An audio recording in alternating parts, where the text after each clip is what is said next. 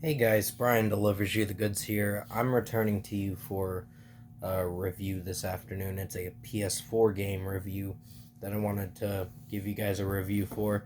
I did say on my community tab post that I was going to do this game review which I guess you guys know what the game's going to be for. It's for Final Fantasy VII Remake on the PS4. And there is going to be a part 2 and 3. I think part 2 or 3 for the PS5 version coming early 2024 is when they announced it. I saw a leak that said January 31st of 2024, but I think I don't know if I believe that, but we'll just wait and see as the next few months go on, and we'll probably find out a release date for it for Rebirth. So this is for Final Fantasy VII Remake. I'm going to discuss what I played for this game for all 18 chapters because it was pretty lengthy and it took me almost a day to finish it. Well, I wouldn't say a day. It took me a few weeks actually to finish it. But total gameplay time, it took me under 24 hours. But it took me about 2 weeks to finish this game, to be precise. So let's dive right into this PS4 game review. Now, basically, the main character is Cloud, and he's basically reliving some howling flashback memories or whatever they're called, and he sees Sephiroth at the beginning of the game.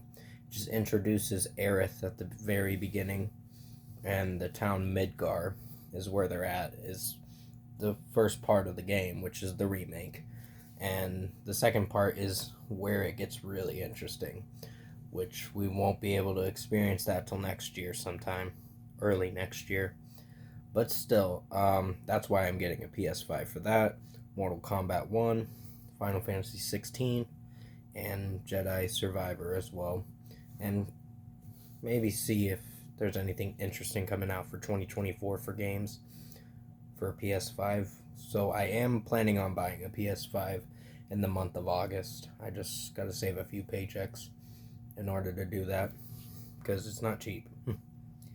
But still, Cloud is the main protagonist in the game. He's the hero, and he was an ex-soldier. He said he quit for a certain reason. I don't know. They didn't go into explanation on that, but I think the story is really good from how I'm viewing the whole game as a whole. The only critique I have is the ninth chapter where they go to Wall Market.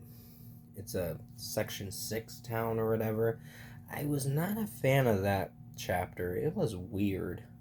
I mean, I understand why they put that in there, but it was weird. I would say that's my least favorite chapter, but overall, the game is pretty good. It's a really fun time. I think this is better than Final Fantasy 15. Even though Final Fantasy 15 was great, this one visually was stunning. Uh, Even playing it on my 4K TV was really good. Really like the picture on that. But the main purpose of the story is they gotta fight Shinra as the game goes on. Um, and he meets the Shinra bad guys are the president or whatever his name is. I'm not sure, but basically, I don't want to spoil what happens towards the end of the game, but there's a new president that comes into power later on at the very end of the game. But you'll see when you play the game and experience it if you have a PS4. But personally, I really enjoyed this game. This was a really good game. My only critique, like I said, is the ninth chapter. Um, I was displeased with the ninth chapter. I mean, I guess it served its purpose for what it was going for and progressing along. I only played it just to progress along through the ninth chapter to the 10th, and then it started picking up at the 10th chapter and getting a little bit more interesting. But personally, yeah, the Shinra bad guys, like I was trying to say earlier, are Sung.